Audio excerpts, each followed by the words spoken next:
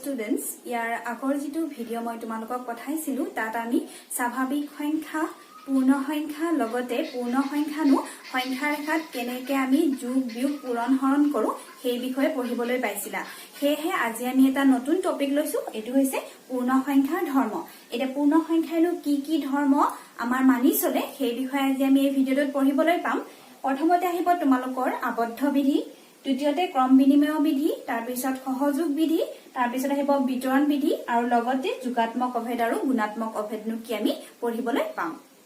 এতিয়া সোৱা পূৰ্ণ সংখ্যাৰ প্ৰথম বিধি লৈছো আবদ্ধ বিধি এতিয়া যোগৰ ক্ষেত্ৰত আবদ্ধ বিধিনো কি ধৰি লোৱা a আৰু b যিকোনো দুটা পূৰ্ণ সংখ্যা যেতিয়া আমি যোগ কৰো ইয়াৰ যোগফল c অন্য এটা আমাৰ পূৰ্ণ সংখ্যা উদাহৰণৰ সহায়ত ইয়াক আমি ভালদৰে বুজি লও 3 যোগ 4 কৰা কিমান পালা 7 পালা দেখিলা 3 টো এটা আমাৰ পূৰ্ণ সংখ্যা 4 টো পূৰ্ণ সংখ্যা যেতিয়া যোগ কৰিলো অন্য এটা পূৰ্ণ সংখ্যা আমি 7 পালো একেদৰে 5 ৰ লগত 0 টো যোগ কৰিলে আমি কি পাম 5 পাম আৰু 5 টো এটা আমাৰ পূৰ্ণ সংখ্যা ইয়াৰ পৰা গম পালো যে পূৰ্ণ সংখ্যাই যোগৰ ক্ষেত্ৰত আবদ্ধ হয় বা ই আবদ্ধ বিধি মানি চলে এইবাৰ আহা পূৰণৰ ক্ষেত্ৰত যিকোনো দুটা পূৰ্ণ সংখ্যা a আৰু b যেতিয়া আমি পূৰণ কৰিম ইয়াৰ পূৰণ ফলো অন্য এটা পূৰ্ণ সংখ্যাই হ'ব উদাহৰণ লোৱা 3 পূৰণ 2 কিমান হল আমাৰ 6 দেখিলা যে 3 টো এটা পূৰ্ণ সংখ্যা 2 টো এটা পূৰ্ণ সংখ্যা আৰু ইহতৰ পূৰণফল 6 টো এটা পূৰ্ণ সংখ্যা ইয়াৰ পৰা গম পালো যে পূৰ্ণ সংখ্যা যোগ আৰু পূৰণ সাপেক্ষে আবদ্ধ হয় বা ই আবদ্ধ বিধি মানি চলে এতিয়া বিয়োগ আৰু হৰণ সোৱা বিয়োগৰ ক্ষেত্ৰত ধৰি লোৱা 4 বিয়োগ 2 কিমান পাবা 2 পাবা ঠিক আছে 4 পৰা 2 টো বিয়োগ কৰতে 2 পালো এটা পূৰ্ণ সংখ্যা আমি পালো কিন্তু যদি 5 ৰ পৰা 9 বিয়োগ কৰিব লাগে তেতিয়া তুমি কি পাবা -4 এতিয়া এই মাইনাস যেটো 4 সেইটো আমাৰ পূৰ্ণ সংখ্যা নহয় এইটো এটা ঋণাত্মক সংখ্যা আৰু এই বিষয়ে তোমালোকে ইয়াৰ পিছৰ চেপ্টাৰত পঢ়িবলৈ পাবা সদ্যহতে মন কৰা যে -4 টো আমাৰ এটা পূৰ্ণ সংখ্যা নহয় অৰ্থাৎ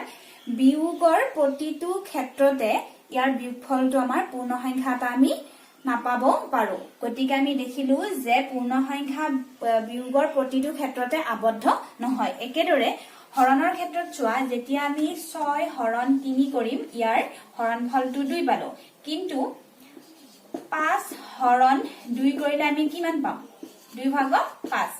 এতিয়া চোৱা এইটো এটা আমাৰ পূৰ্ণ সংখ্যা নহয় যদিও প্ৰথমটোত আমি হৰণফল পূৰ্ণ সংখ্যা পালো দ্বিতীয়টোৰ ক্ষেত্ৰত আমি দেখিলো যে 2 ভাগৰ 5 টো আমাৰ পূৰ্ণ সংখ্যা নহয় ইয়াৰ পৰা গম পালো যে প্ৰতিটো ক্ষেত্ৰত হৰণৰ প্ৰতিটো ক্ষেত্ৰত হৰণফল এটা আমি পূৰ্ণ সংখ্যা নাপাব পাৰো সেয়েহে পূৰ্ণ সংখ্যাবিলাক হৰণৰ ক্ষেত্ৰত আবদ্ধ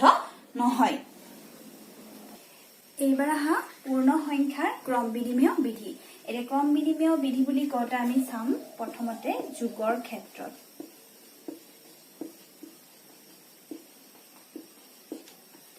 এটা যোগৰ ক্ষেত্ৰত তোমালোকে চোৱা মই প্ৰথমতে কি কৰিলো দুটা ত্ৰিভুজ মই আঁকিলো এই দুটা ত্ৰিভুজৰ লগত আন তিনিটা ত্ৰিভুজ আঁকিলো আঁকি ইহতক যোগ কৰিলো কিমান হ'ব চোৱা 2 তাৰ লগত আৰু 3 যোগ কৰি দিয়া দেখিলা যে সংখ্যা ৰেখা 2 যোগ 3 আমি কিমান পালো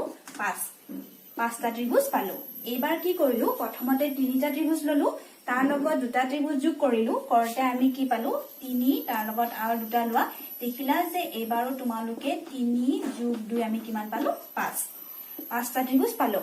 অৰ্থাৎ তোমালোকে গম পালা যে 2 লগত 3 যোগ কৰতে যেটো সংখ্যা পালা 3 লগতো 2 যোগ কৰতে আমি সেই সংখ্যাটোৱে পালো ইয়াৰ পৰা গম পালো যে যিকোনো দুটা পূৰ্ণ সংখ্যা যোগ কৰিলে ইয়াত কোনো আমাৰ ক্ৰমৰ কথা নাথাকে তুমি যি ক্ৰমতে যোগ নকৰা কিয় ইহতৰ যোগফলটো সদায় একে হ'ব অৰ্থাৎ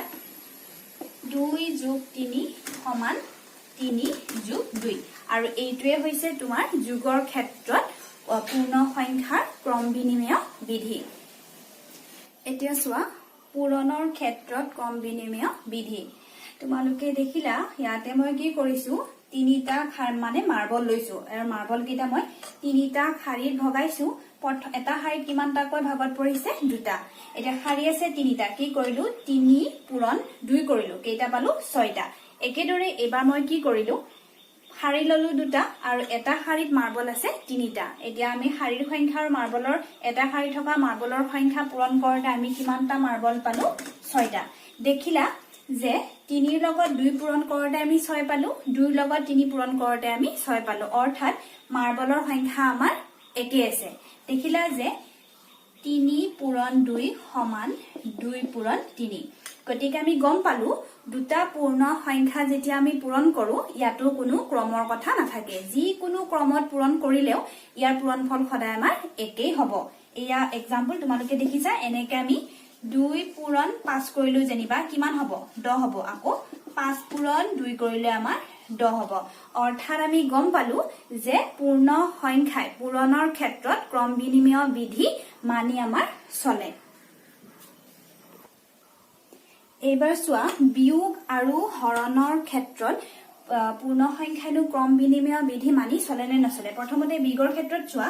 4 বিয়োগ 2 আমি কি পালো 2 পালো কিন্তু ইয়াৰ ক্ৰমটো আমি সলাই কি কৰিলো 2 বিয়োগ 4 কৰিলো তেতিয়া আমি কি পালো -2 আৰু এইটো এটা ঋণাত্মক সংখ্যা এই বিষয় পিছত পঢ়িবলৈ পাবা প্ৰথমতে মন কৰা যে 2 আৰু -2 আমাৰ কি নহয় একে নহয় ক্ৰমটো সলনি কৰোতে ইহতৰ বিয়োগফলটো আমাৰ কি নোলাল একে নোলাল গতিকে আমি গম পালো যে বিয়োগৰ ক্ষেত্ৰত ই ক্ৰম বিনিময় বিধি মানি নচলে এইবাৰ হৰণৰ ক্ষেত্ৰত চোৱা তোমালোকে কি পাবা 6 হৰণ 2 কৰা কিমান পালা 3 পালা এতিয়া ইয়াৰ ক্ৰমটো সলনি কৰা প্ৰথমতে 2 লিখি আমাক 6 ৰে হৰণ কৰি দিয়া কি হ'ব এইটো 6 ভাগৰ 2 এতিয়া ইয়াক যদি আমি লক্ষিষ্ঠৰ ওপৰলৈ দিও কিমান হ'ব আৰু এতে 3 হ'ব 1/3 দেখিলা যে 6 2 ৰে হৰণ কৰোতে 3 পালো কিন্তু 2 6 ৰে হৰণ কৰোতে আমি 3 ভাগৰ 1 পালো এতিয়া এই 3 আৰু 3 ভাগৰ 1 আমাৰ সমান নহয় গতিকে গম পালো যে পূৰ্ণ সংখ্যাই বিয়োগ আৰু হৰণৰ ক্ষেত্ৰত ক্ৰম বিনিময় বিধি মানি নচলে এতিয়া আমি পূৰ্ণ সংখ্যাৰ আন এটা বিধি সহযোগ বা সাহায্য বিধিৰ বিষয়ে চাম প্ৰথমতে আমি যোগৰ ক্ষেত্ৰত লও যিকোনো তিনিটা পূৰ্ণ সংখ্যা a b c আমি যোগ কৰিব লাগে যদি আমি প্ৰথমতে এই দুটা পেয়াৰ যোগ কৰো a আৰু b যোগ কৰি c লগত যোগ কৰিলে যোগফল যিমান হ'ব একেদৰে তোমালোকৰ b আৰু c যোগ কৰি ইয়াৰ যোগফলটো a লগত যোগ কৰিলে আমাৰ সমানে হ'ব আৰু এইটোৱে হৈছে তোমালোকৰ পূৰ্ণ সংখ্যাৰ যোগৰ ক্ষেত্ৰত সহযোগ বিধি এটা উদাহৰণ লও আমি 2 যোগ 3 যোগ 5 আৰু এফালে লোৱা 2 যোগ 3 যোগ 5 প্ৰথমতে কি কৰা এই 2 আৰু 3 টোক যোগ কৰা 2 আৰু 3 যোগ কৰিলে আমি কিমান পাম 5 আৰু এইফালে কিমান আছে আমাৰ 5 তো কিমান পালো আমি 10 পালো এতিয়া এইফালে চোৱা 2 টো 2 হিচাপত থাকিল 3 আৰু 5ক যোগ কৰা 3 আৰু 5 যোগ কৰিলে আমাৰ কিমান হ'ব 8 এতিয়া 2 আৰু 8ক যোগ কৰা কিমান হ'ব আমাৰ এইটো 10 যে দেখিলা তোমালোকে প্ৰথমতে আমি এইটো পেয়াৰ যোগ কৰিছো 2 আৰু 3ক যোগ কৰিছো কৰি এই যোগফলৰ লগত 5টো যোগ কৰোতে আমি 10 পাইছো হে একেদৰে এবাৰ আমি এই 5 আৰু 3টোক যোগ কৰিছো কৰি এই যোগফলৰ লগত 2টো আমি যোগ কৰিলো কৰোতে কি আমি পালো উত্তৰটো একেটাই পালো আৰু এইটোৱে হৈছে যোগৰ ক্ষেত্ৰত সহযোগ বিধি বা সাহায্য বিধি হে একেদৰে এইবাৰ চোৱা পূৰণৰ ক্ষেত্ৰত একেদৰে আমি ধৰি লম a b c যিকোনো তিনিটা পূৰ্ণ সংখ্যা এতিয়া প্ৰথমতে আমি কি কৰিম a আৰু b যেটো তিনিটা আমাৰ সংখ্যা পূৰ্ণ সংখ্যা পূৰণ হৈ আছে প্ৰথমতে আমি a আৰু b পূৰণফলটো লৈ যদি এই পূৰণফলৰ লগত c টো পূৰণ কৰো পূৰণফল যিমান পাম b আৰু c পূৰণ কৰি পূৰণফলটোৰ লগত a টো পূৰণ কৰিলে আমি হিমানে পাম এতিয়া এইকেইটা আমি উদাহৰণৰ সহায়ত লম কিমান ললো 5 পূৰণ 2 পূৰণ 2 সৰি এবাৰ 3 ললো যেনিবা এবাৰ লোৱা 5 পূৰণ 2 পূৰণ 3 পাতি ললো এতিয়া প্ৰথমতে তোমালোকে কি কৰিবা 5 আৰু 2 ৰ যিটো পেয়াৰ এইটো পূৰণ কৰিবা এতিয়া 5 আৰু 2 পূৰণ কৰিলে কিমান হ'ব আমাৰ 10 ৰ লগত 3 পূৰণ কৰা কিমান হল আমাৰ 30